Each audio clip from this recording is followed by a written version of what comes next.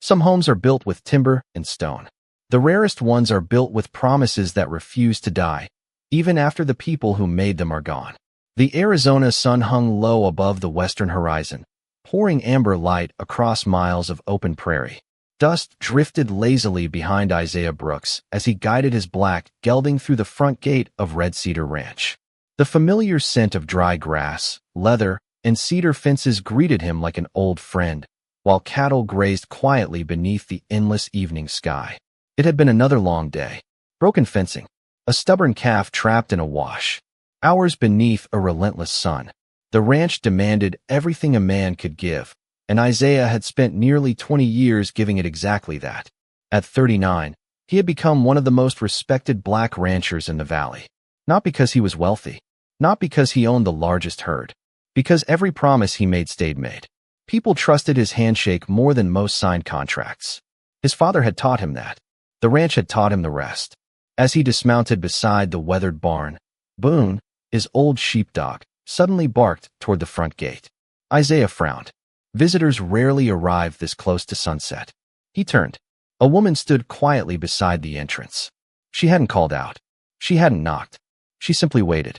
The fading sunlight outlined her silhouette against the prairie, while the evening breeze stirred the loose strands of her long dark hair.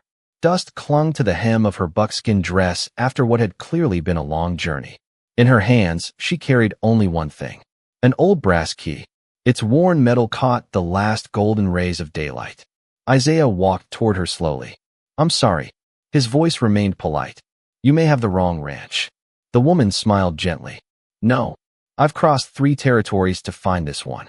Isaiah studied her face. There was calm there. Not uncertainty. Not fear. Only quiet confidence. He glanced toward the key. "That's an unusual thing to travel with." "It belongs here." She held it forward. For a brief second, Isaiah simply stared. His heartbeat slowed. The key was unmistakable. Its bow carried the Brooks family cattle brand engraved into the brass. A cedar tree inside a circle. His father's mark. He reached out carefully and accepted it. The metal felt cool against his palm. "I buried this with my father's belongings." The woman shook her head. "No, you buried another one." Silence settled between them. The evening wind whispered through the cottonwoods lining the creek beyond the house. Isaiah looked down once more. Every scratch across the brass looked familiar. The tiny crack near the handle. The worn edge where countless fingers had turned old locks. If this was not the original key, then where had it been for the last 20 years? He looked back at her. "Who are you?" "My name is Tala." Nothing. The name stirred no memory.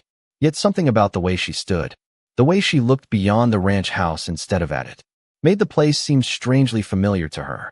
Isaiah folded his arms. "You still haven't explained why you have my father's key." She looked toward the weathered porch where an empty rocking chair rested beside the front door. "My grandfather kept it." Isaiah blinked. "Why?" "Because your father asked him to." The answer raised more questions than it solved. "My father didn't know many people outside this valley. He knew my family." Isaiah slowly shook his head. "No. He would have told me." Tala's eyes softened. "Some promises are easier to keep than they are to explain." The words landed with unexpected weight. Isaiah remembered the final weeks of his father's life. The fever, the unfinished conversations, the locked study no one had entered afterward, the quiet regret that seemed to linger in every room after the funeral. He had always believed grief was the only thing left behind. Perhaps he had been wrong. Tala stepped closer, not enough to invade his space, just enough for him to see years of travel reflected in her tired eyes. She glanced around the ranch one slow time before speaking. "This is your ranch." Isaiah nodded cautiously. "It is." She looked back at him. Her voice remained gentle. "But your father promised it would never belong to one family alone." The prairie fell silent. Even the wind seemed to pause. Isaiah looked from the old brass key to the stranger standing before him, then toward the home his father had spent a lifetime protecting. For the first time since inheriting Red Cedar Ranch, he realized he might not know what had truly been left to him. Some secrets do not hide because they are impossible to find. They hide because the people who protect them know exactly what would happen if the wrong hands discovered the truth. Isaiah remained standing on the porch long after the sun disappeared beyond the western hills. The old brass key rested heavily in his palm. It looked ordinary, a little worn, a little scratched. Yet nothing about it felt ordinary anymore. He glanced toward Tala, who stood quietly beside the hitching rail, gently stroking the neck of her tired bay horse. The long journey had left dust across her boots and the hem of her buckskin dress, but she carried herself with the quiet dignity of someone who had traveled not because she wanted to, but because she had promised she would. Isaiah finally broke the silence. "You've ridden too far to spend the night outside." Tala looked toward him. "I didn't come expecting your hospitality. You came anyway." "I did." He nodded once. "Then come inside." The ranch house smelled of cedar, coffee, and old leather. Every beam above the ceiling had been cut by Isaiah's father with his own hands decades earlier. The furniture was simple but sturdy. An iron stove warmed one corner, while an aging grandfather clock quietly marked the passing of another frontier evening. Tala paused just inside the doorway. Her eyes slowly traveled around the room. The rocking chair beside the fireplace, the weathered saddle hanging above the mantel, a faded family photograph resting on the bookshelf. She smiled almost imperceptibly. Nothing changed. Isaiah looked at her with surprise. "You've been here before?" "No." She gently touched the back of one wooden chair. "But I've heard stories about every room." Isaiah studied her carefully. "My father told your family about this house. My grandfather visited many times." The answer unsettled him more than he cared to admit. He had inherited every acre of red cedar ranch. Yet each passing minute made him realize how little he truly knew about the life his father had lived before illness claimed him. Isaiah placed the brass key on the dining table. "If my father trusted your grandfather." He hesitated. "Why didn't he ever tell me?" Tala answered without hesitation. "Because some promises become safer after silence." She reached into the leather satchel hanging over her shoulder. One by one, she carefully placed several objects beside the key. An old black and white photograph, a weathered leather journal wrapped in cloth, a folded map with brittle edges, and finally, a faded blue bandana embroidered with the Brooks family brand. Isaiah stared at it. "My mother made this." Tala nodded. "My grandmother repaired it twice." He slowly picked it up. The stitches were different from his mother's careful work. Smaller, more delicate. Someone else's hands had indeed mended it years later. "My father carried this every day." "He did. He told me he lost it." "He never lost it." She smiled softly. "He gave it away." Isaiah looked up. "To who?" "My grandfather." The room fell silent again. Outside, the wind rattled the porch lantern. Somewhere in the barn, a horse shifted against old wooden boards. Isaiah carefully unfolded the photograph. His breath caught. Two young men stood shoulder to shoulder beneath an enormous cottonwood tree. One was unmistakably his father, much younger, laughing. The other wore traditional Apache clothing and rested one hand on his father's shoulder as though they had been brothers for years. Neither looked guarded. Neither looked suspicious. They looked like family. Across the bottom of the photograph, written in faded ink, were 7 simple words. "Brothers don't always share the same blood." Isaiah lowered the picture slowly. "I've never seen this. My grandfather kept it hidden." "Why?" "Because people stopped believing friendships like this could exist." Isaiah leaned back in his chair. For years he had listened to stories told in town. Stories dividing people into neighbors and strangers, friends and enemies, us and them. Yet everything lying on his table suggested those stories had never been completely true. Tala gently pushed the leather journal toward him. "Your father wanted you to have this." Isaiah rested his hand on the worn cover. The leather had softened with age. Its corners had been repaired more than once. Inside the front cover, written in familiar handwriting, were words that immediately tightened his throat. "If you are reading this, then the promise has finally found you." Isaiah looked toward Tala. "You've known about this journal all these years?" "My grandfather guarded it until the day he died. And then he asked me to finish what 2 good men began." Isaiah slowly opened the first page. The scent of old paper and cedar drifted into the warm cabin air. He had expected records of cattle, land surveys, family accounts. Instead, the first sentence changed everything he believed about Red Cedar Ranch. This ranch survived every drought because one family never owned its greatest treasure. Isaiah looked up sharply. Before he could ask another question, 3 slow knocks echoed across the front door. Neither of them had been expecting visitors. Not after dark. Isaiah instinctively turned toward the window. Beyond the lantern's glow, 3 mounted riders waited silently outside the ranch gate. The men outside carried no lanterns. People who arrived after dark without light usually came for answers they intended to force. Isaiah quietly closed the leather journal. The 3 knocks had been calm. Deliberate. Too deliberate. Boone, the old sheepdog, growled beneath his breath as he moved toward the front door. Tala remained perfectly still. She listened, not to the knocking, to everything else. The horses, the wind, the silence between sounds. "There are 3 riders," she whispered. Isaiah looked toward her. "You counted them?" "I heard 3 saddles." She stepped closer to the window without lifting the curtain. "And only 1 horse is nervous." Isaiah almost smiled. "You can hear that. My grandfather taught me." Outside, another knock echoed across the porch. Isaiah opened the door. 3 ranchers stood beneath the pale glow of the hanging lantern. All familiar faces. Samuel Reed, Ben Holloway, old Owen Fletcher. Neighbors. Men he had known for years. Samuel removed his hat. "Evening, Isaiah." "Evening." His eyes drifted toward the cabin behind Isaiah's shoulder. "We heard someone rode in." Isaiah answered evenly. "A traveler." Ben shifted uncomfortably. "Folks noticed Apache tracks near the creek." Isaiah did not move. "The prairie belongs to everyone." Owen cleared his throat. "You know how people talk. They always have." Samuel lowered his voice. "We aren't here looking for trouble. But strangers have a way of bringing it." Isaiah folded his arms. "She'll be leaving after she's rested." It was not exactly true. Neither was it entirely false. Samuel nodded slowly. "Just be careful." The 3 men mounted their horses once more. No threats. No raised voices. Only uncertainty. Sometimes uncertainty was more dangerous than anger. Isaiah watched until the riders disappeared beyond the cedar fence. When he returned inside, Tala had reopened the journal. "I hope I didn't cause trouble." "You didn't. They'll come back." "They might." She looked into the fireplace. "My people learned long ago that fear often arrives before violence." Isaiah sat across from her. "My father trusted your grandfather. With his life. And this journal." "Yes."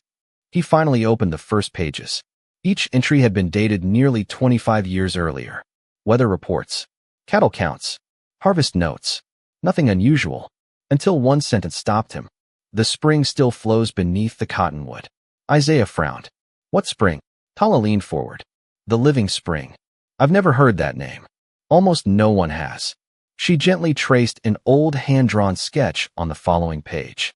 It showed Red Cedar Ranch, the creek, the hills, an enormous cottonwood tree standing nearly 3 miles west of the house. Beneath the drawing someone had written, "Only those who protect the valley may drink from it." Isaiah looked puzzled. "My father never mentioned this." "He couldn't." "Why not?" "Because too many men wanted to own water." Isaiah slowly understood. The valley had suffered through drought after drought. Some ranches survived. Many disappeared. Yet Red Cedar Ranch had somehow always endured. People assumed Isaiah's father had simply been fortunate. Perhaps fortune had nothing to do with it. Tala unfolded the brittle map she had carried across 3 territories. The faded lines matched those inside the journal almost perfectly. "My grandfather carried this copy." Isaiah placed both maps side by side. They completed one another. One showed landmarks. The other revealed measurements. Neither made complete sense alone. Together, they pointed toward the same destination. The ancient cottonwood. A cold breeze slipped through the chimney. The lantern flickered. Isaiah carefully touched the ink drawn around the tree. "What happens if this spring is real?" Tala answered quietly. "The valley lives. And if someone else finds it, they'll sell water to every desperate ranch until nothing remains free." Isaiah leaned back slowly. Everything his father had protected suddenly made sense. The silence. The missing stories. The hidden friendships. None of it had been about secrets. It had been about survival. He closed the journal gently. "We ride tomorrow." Tala looked at him. "You believe me?" He glanced once more at the photograph of his father standing beside her grandfather beneath that enormous cottonwood. "I believe him." For the first time since arriving, Tala's guarded expression softened into genuine relief. Outside, unseen beyond the dark hills, another rider watched the warm light glowing through the cabin window. Unlike Isaiah's neighbors, he had not come to ask questions. He had come to learn exactly what the Apache woman had brought to Red Cedar Ranch. And before dawn, He intended to tell the richest landowner in the valley. The land remembers every pair of honest hands that ever cared for it.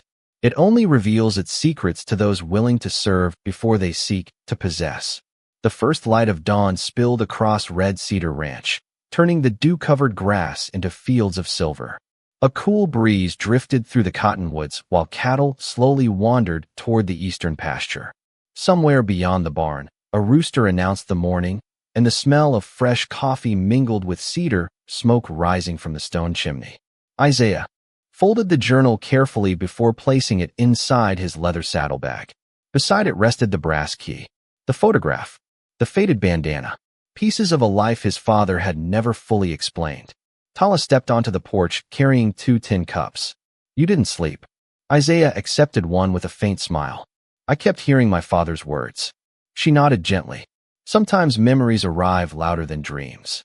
Before either of them could saddle their horses, hurried hoofbeats echoed across the ranch. A rider burst through the front gate, pulling hard on the reins. It was Samuel Reed. His usually calm face carried unmistakable concern. Isaiah hurried across the yard. "What happened?" "My cattle." "What about them?" "They've stopped drinking." Isaiah frowned. "The creek?" Samuel nodded. "They refuse the water. I've already lost 1 steer." His eyes shifted toward Tala. Only briefly. He clearly remembered the conversations in town. He was uncertain whether to ask for her help. Tala stepped forward before anyone spoke. "How long?" "Since yesterday afternoon." "Any foam around the mouth?" "No." "Fever?" "I don't think so." She looked toward Isaiah. "We should go now." The ride to Samuel's ranch took less than an hour. Dry wind swept across the prairie while hawks circled lazily overhead. As they approached the main pasture, dozens of cattle stood near the creek without drinking. Something was wrong. Samuel climbed from his saddle. "I've never seen this." Neither had Isaiah. Healthy cattle always drank after a long afternoon in the sun. These animals avoided the water completely. Tala knelt beside the muddy bank. She dipped 2 fingers into the slow-moving creek before smelling the water. Then she walked farther upstream. Isaiah followed. After several minutes, she stopped beside a fallen cottonwood where thick mats of dark algae covered the shallow current. She gently pushed aside a branch with a stick. Beneath it lay dozens of dead fish. Samuel removed his hat. "I never rode this far upstream." "The water isn't poisoned," Tala said quietly. "It's suffocating." She pointed toward the stagnant pool. The creek stopped moving. Isaiah looked around. "The drought?" "No." She pointed farther ahead. "The channel has been blocked." The 3 of them followed the narrowing creek until they reached a pile of rocks and broken timber lodged across the stream. It did not look natural. Isaiah examined the debris. Someone built this. Samuel stared in disbelief. Why would anybody stop the water? Tala remained silent. She already knew the answer. Isaiah picked up a heavy log, while Samuel rolled away the largest stones. For nearly an hour they worked beneath the growing heat. Sweat soaked their shirts. Dust clung to their hands. Finally the last barrier gave way. A rush of fresh water surged through the channel. The stagnant pool slowly began clearing. Dead leaves floated downstream. Fresh current returned to the creek. The cattle, still watching from a distance, cautiously stepped closer. One old cow lowered her head. Then another. Within minutes the entire herd began drinking again. Samuel laughed with quiet relief. I would have never found that. Tala smiled softly. My grandfather always said the land tells the truth. You only have to notice where it stops breathing. Isaiah looked toward her with growing admiration. She had not performed a miracle. She had simply understood the land better than anyone else. As they prepared to leave, Isaiah noticed fresh wagon tracks leading away from the blocked creek. The wheel marks were deep, heavy, recently made. He crouched beside them. These weren't left by ranchers. Samuel studied the tracks. No, they came from town. Isaiah followed the trail with his eyes until it disappeared beyond the western ridge. Someone had deliberately slowed the valley's water. Someone wanted neighboring ranches to struggle. And if his father's journal was telling the truth, whoever controlled the hidden spring would soon control every desperate family in the valley. Far beyond the distant hills, a large ranch house overlooked miles of open prairie. Standing on its second-story balcony, Victor Langston lowered a brass spyglass and smiled to himself. So, he murmured quietly, The Apache woman has started remembering exactly what her grandfather knew. Without another word, he turned toward his waiting foreman. Keep watching them. I want to know where they ride next. Greed never begins by stealing what belongs to others. It begins by believing everything should belong to you. By the following morning, the story of the restored creek had already traveled across the valley. Ranchers spoke quietly over coffee. Cowboys mentioned it while repairing fences. Even travelers stopping at Dry Creek's general store had begun asking the same question. How had Isaiah Brooks and the Apache woman found the block stream so quickly? Isaiah cared little for rumors. He spent the early hours repairing a broken corral gate while Boone rested beneath the shade of an old cedar tree. Every strike of his hammer echoed across the ranch with familiar comfort. Work had always helped him think. Tala was farther east, walking slowly through the grazing fields. She knelt from time to time, touching the grass, examining the soil, studying wildflowers growing between scattered patches of sage. Isaiah eventually joined her. You've been looking at the ground for nearly an hour. She smiled. The ground usually answers before people do. He glanced across the pasture. It looks healthy. It wants to be. She pointed toward a narrow line of greener grass stretching almost invisibly across the open prairie. Do you see that? Isaiah narrowed his eyes. Barely. That isn't ordinary growth. He followed the line farther into the distance. It continued almost perfectly straight before disappearing beneath a cluster of cottonwoods. What causes it? She stood. Underground water. Isaiah looked back toward the ranch. The hidden spring. She nodded softly. My grandfather called these the valley's veins. Even when no water appears on the surface, the land remembers where it flows. Isaiah suddenly understood why his father had built certain fences exactly where they stood. Not to divide land, to protect something beneath it. As they continued walking, Tala stopped beside a weathered stone marker nearly hidden by tall grass. Someone had carved a simple cedar tree into its surface decades earlier. Isaiah brushed away years of dust. There are initials. E.B. He froze. Elias Brooks. His father's name. Below the initials appeared another set. Tien. Tala's eyes softened. Tatsi Nantan. My grandfather. Neither family had spoken of this place. Yet both men had stood here together. Years ago, protecting the same ground. Isaiah rested one hand against the old marker. It feels like they expected us to find this. They did. Before either of them could continue, Boone suddenly barked from the ranch house. Once. Twice. Urgently. Isaiah looked toward home.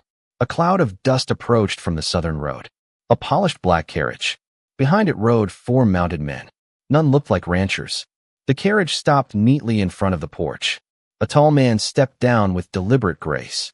His dark tailored coat carried almost no dust despite the long road. Silver cufflinks reflected the afternoon sun. Everything about him suggested wealth. And absolute confidence. He removed his gloves slowly. Mr. Brooks. Isaiah walked forward. I'm Isaiah. The stranger smiled pleasantly. Victor Langston. I've heard your name. So have I. Victor glanced toward Tala. So this must be the remarkable young woman everyone's discussing. Tala met his gaze calmly. Good afternoon. A pleasure. His smile remained flawless. I've come because neighbors should know one another. Isaiah remained unconvinced. We've lived in the same valley for years. Victor laughed lightly. And yet we've never properly spoken. He walked toward the porch, stopping beside the weathered rocking chair that had once belonged to Isaiah's father. My condolences. He was an honorable man. Isaiah nodded. He was. Victor looked across the ranch. You own beautiful land. I take care of it. So did your father. His voice became almost casual. I've always wondered how this ranch survived every drought while others struggled. Isaiah's expression did not change.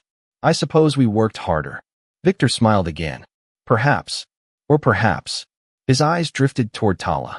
Someone has finally remembered why. Silence settled across the ranch. Only the wind moved through the cedar trees. Victor reached into his coat and removed an elegant silver business card. If either of you discovers something valuable beneath this valley. He placed the card gently on the porch railing. I'd be willing to pay very generously. Isaiah never touched it. Some things aren't for sale. For the first time, Victor's smile faded ever so slightly. He tipped his hat politely. I admire conviction. Let's hope it remains affordable. Without another word, He climbed back into the carriage. The horses turned. Dust slowly swallowed the road behind him. Tala watched until the carriage disappeared beyond the distant ridge. He already knows. Isaiah looked toward the untouched silver card resting on the railing. No, he suspects. And suspicion, he quietly slipped the brass key deeper into his vest pocket, can become far more dangerous than certainty. The strongest lock is never made of iron. It is made of two people who refuse to betray the same promise. The following dawn arrived beneath a sky washed clean by the cool desert night. Thin clouds floated above the distant mesas while sunlight slowly painted the prairie in shades of gold and bronze. Red Cedar Ranch awakened as it always had. Horses stamped inside the stable. Chickens wandered through the yard. Wind stirred the cedar branches with a quiet whisper that sounded almost like forgotten voices. Isaiah tightened the saddle on his gelding. Tala emerged from the ranch house carrying the leather journal, the folded map, and the brass key wrapped carefully inside the faded blue bandana. You brought everything. She nodded. If we're right. She glanced toward the western hills. Today is the day. They followed the old map beyond familiar grazing fields and crossed land Isaiah had ridden hundreds of times before. Yet today, every hill seemed different. Every tree carried new meaning. He realized how easily a man could spend his entire life looking without ever truly seeing. Nearly 3 hours later, they reached the enormous cottonwood shown on both maps. Its trunk was so wide that 4 grown men could barely encircle it. The branches stretched across the prairie like welcoming arms. Tala placed one hand against the weathered bark. My grandfather called this the guardian. Isaiah walked slowly around the massive trunk. There has to be something. The journal said the spring flows beneath it. They searched quietly. Roots, rocks, old animal trails. Nothing. Frustration slowly settled over them. Isaiah unfolded the journal once more. His father's careful handwriting covered every page. He reread the passage. The spring still flows beneath the cottonwood. The key opens what pride cannot. He frowned. The key. Tala looked toward the ancient tree. There isn't a lock. Isaiah reached into his vest and removed the brass key. Morning sunlight reflected softly across its worn surface. He studied the trunk again. Then something caught his attention. Hidden beneath hanging moss rested a narrow cedar panel, almost perfectly blended into the bark. Time had nearly erased its outline. Isaiah brushed away years of dirt. A tiny brass keyhole appeared. Neither of them spoke. He slowly inserted the key. For a moment, nothing happened. Then the old mechanism turned with a deep wooden click. A concealed panel shifted open. Inside rested a narrow stone compartment protected from weather for decades. Not gold, not silver, no treasure, only documents, letters, land agreements, carefully rolled maps, and one sealed envelope bearing Isaiah's father's handwriting. For my son, when he is finally ready to understand. Isaiah's hands trembled slightly as he broke the faded wax seal.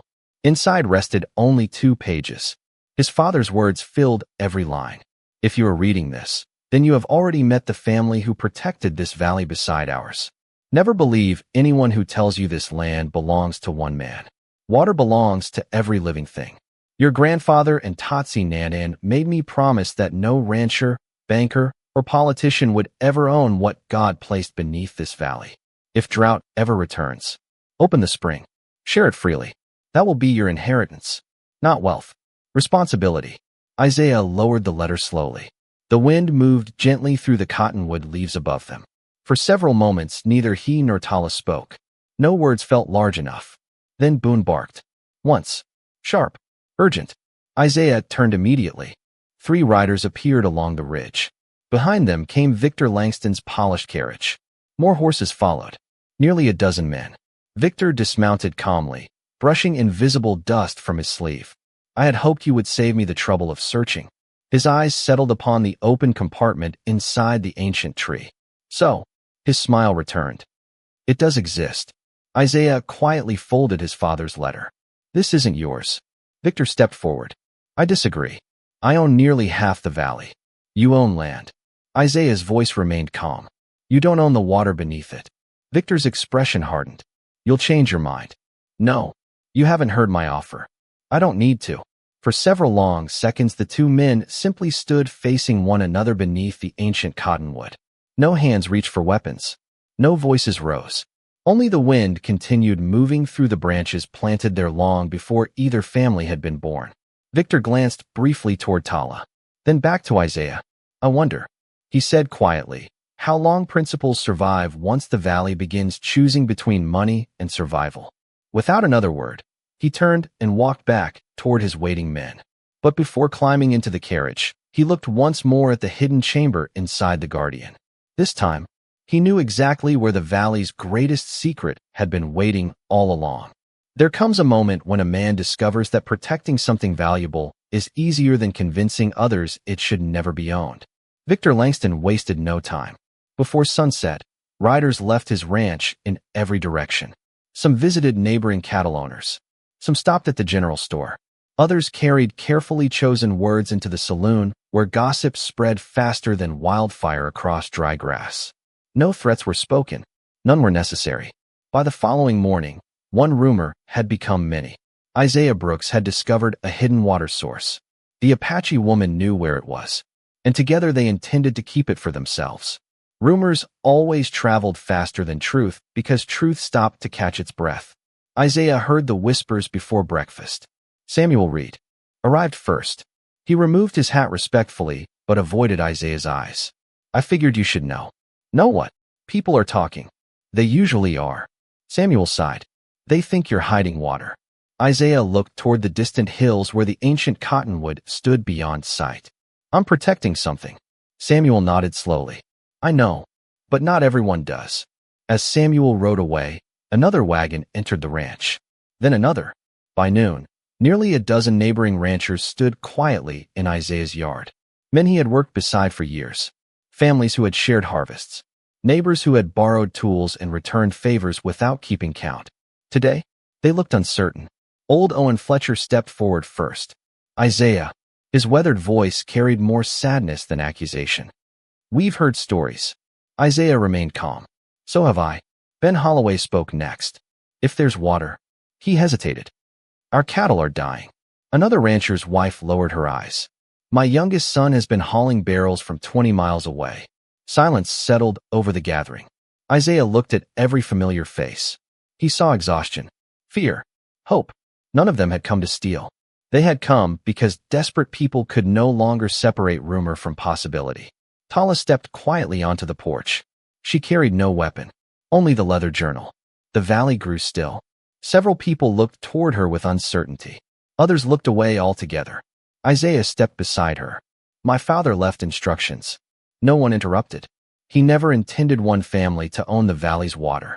Whispers spread through the crowd. Isaiah continued. But he also warned that greed would destroy it. Old Owen frowned. "Then why keep it secret?" Tala answered before Isaiah could. "Because one powerful man could charge every thirsty family for something the Creator gave freely." The words lingered. No anger. No accusation. Only quiet truth. Several ranchers exchanged uneasy glances. They all knew exactly who owned the largest ranch in the valley. Then hoofbeats interrupted the silence. Victor Langston arrived exactly as though he had expected the gathering. His polished carriage rolled slowly into the yard while half a dozen riders followed behind. He climbed down smiling warmly. What fortunate timing. No one greeted him. Victor looked pleasantly surprised. "I simply came to help settle a misunderstanding." Isaiah folded his arms. "There isn't one." Victor looked toward the assembled ranchers. "My friends." His voice carried effortlessly across the yard. "If there truly is enough water beneath this valley," he spread his hands generously, "then surely it should be managed responsibly." He paused. "I have the resources, the equipment, the engineers. I can protect it." Several weary ranchers began nodding. The offer sounded reasonable. Victor continued smoothly. "I'll build wells, pipelines, storage reservoirs. No family will suffer another drought." His words were polished, comforting, convincing, until Tala quietly opened the journal. She removed one folded document from inside. Not a letter, a signed agreement. She handed it to Samuel Reed. "Read the last paragraph." Samuel adjusted his spectacles before reading aloud. "In the event that either family attempts to claim ownership of the valley's spring." His voice slowed. "Custodianship shall immediately pass to a council of neighboring ranchers, with equal access guaranteed to every household regardless of race, wealth, or family name. The yard fell completely silent. Samuel looked up. It was signed. Isaiah recognized the signatures. His father, Tatsi Nantan, and 6 founding ranchers whose families still lived throughout the valley. Victor's smile disappeared. He reached toward the document. I'd like to inspect that. Samuel instinctively stepped back. No. For the first time, someone besides Isaiah had refused him. One after another, the ranchers looked toward one another. Not at Victor. Not at Isaiah. At each other. They suddenly realized the secret had never belonged to one man. It had always belonged to the entire community. Victor quietly adjusted his gloves. His expression remained controlled, but his eyes no longer held confidence. Only calculation. As he turned toward his carriage, he spoke without looking back. This isn't finished. Isaiah watched him ride away beneath the fading afternoon sun. Neither he nor Tala answered, because both of them understood something Victor still did not. The valley's greatest protection had never been the hidden spring. It had always been the people finally remembering that they were stronger together than any wealthy man standing alone. Justice rarely arrives with thunder. More often, it walks quietly into the hearts of ordinary people who finally decide they have seen enough. The valley gathered 3 days later beneath an endless blue sky. Word had spread beyond every ranch, every windmill, every lonely cabin scattered across the prairie. Not because someone demanded a meeting, because everyone understood that something larger than cattle or fences now stood before them. Families arrived in wagons. Cowboys rode in pairs. Children chased one another through the grass, while older men spoke quietly beneath broad-brimmed hats. No one stood above anyone else. For the first time in many years, the valley looked less like neighboring ranches and more like a single community. Isaiah stood beneath the ancient cottonwood beside Tala. The leather journal rested inside a wooden box on a weathered table. Next to it lay the signed agreement. The brass key. His father's letter. Nothing was hidden anymore. Samuel Reed stepped forward first. I've known Isaiah since he was a boy. He looked across the crowd. I also knew Elias Brooks. He wasn't a man who kept blessings for himself. Several older ranchers nodded. They remembered. One by one, other families began sharing memories. A widow spoke about Elias delivering firewood during a hard winter without asking for payment.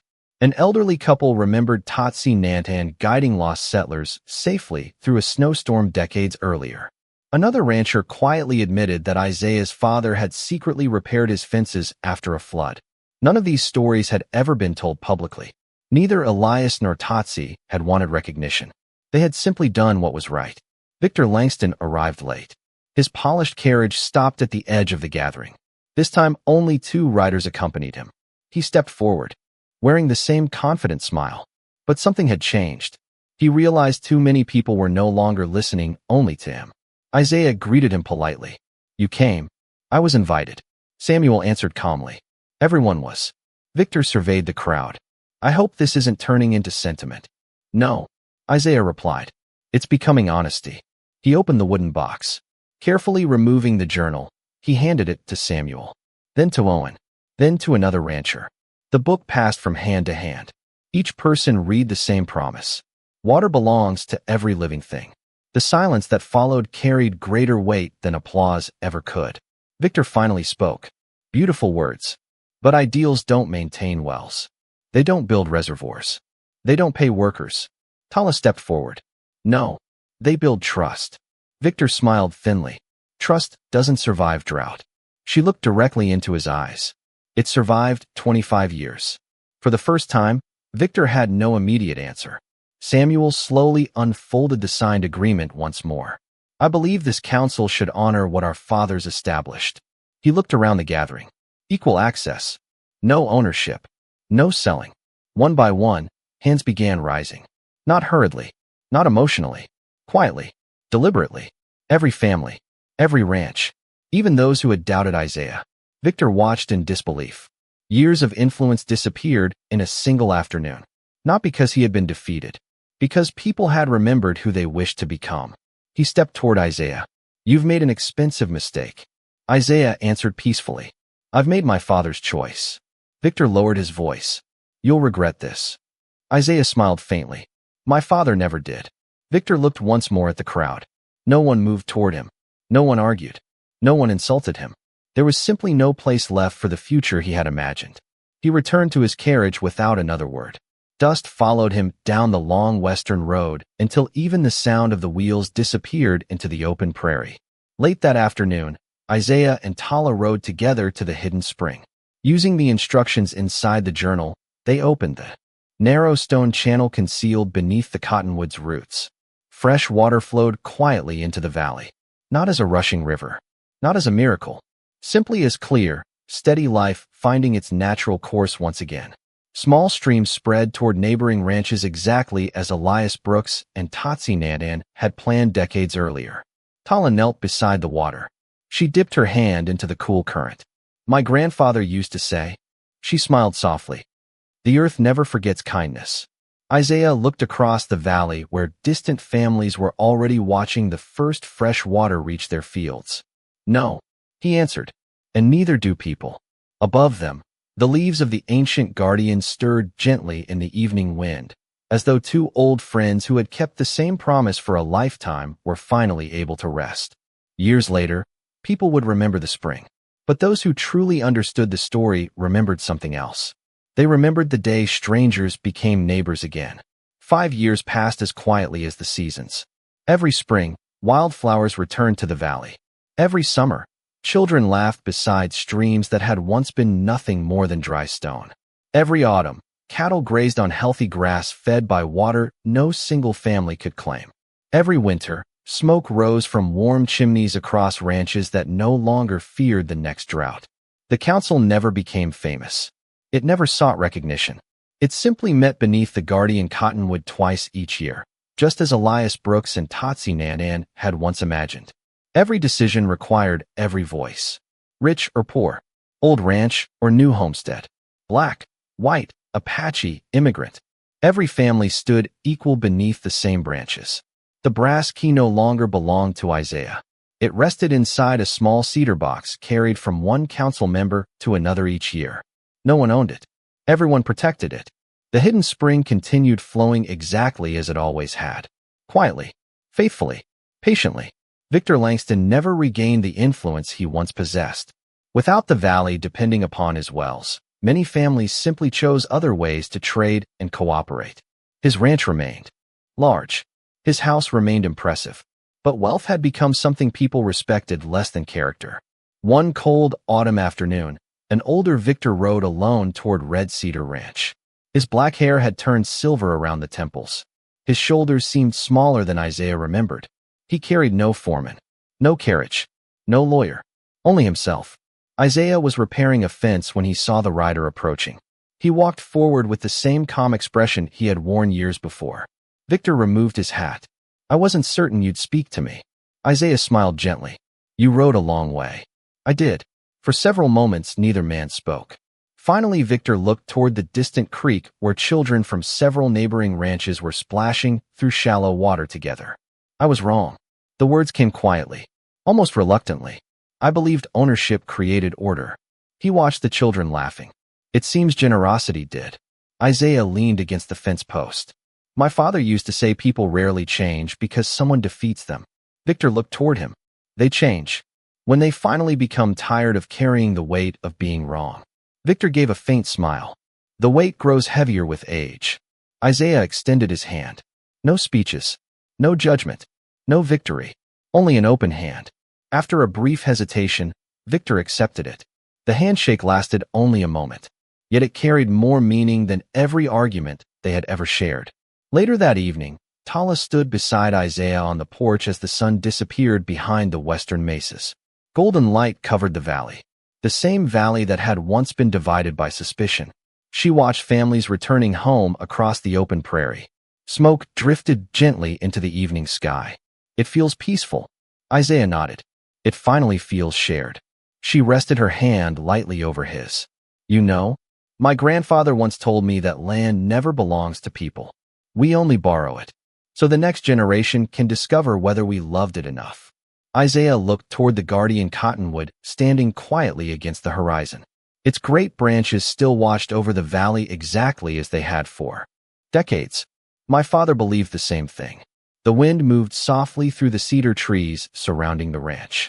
Boone, now old and gray around the muzzle, slowly settled onto the porch beside them with a satisfied sigh. Somewhere beyond the pasture, fresh water continued its endless journey through stone, grass, and roots. No applause marked its passing. No monument celebrated it. Nature had never needed witnesses, only caretakers. As darkness slowly embraced the prairie, lanterns began glowing one by one across the valley like distant stars resting upon the earth. Isaiah and Tala remained on the porch without speaking. Sometimes silence was the truest ending a story could receive, because out on the frontier, people eventually forgot who owned the largest ranch. They forgot who carried the most money. They even forgot where the hidden spring had first been found. But they never forgot the lesson left by two old friends, one black rancher and one Apache elder, who had trusted that kindness could outlive them both. Out here, justice never arrived with the sound of gunfire. It arrived as clear water shared between neighbors. And that was enough.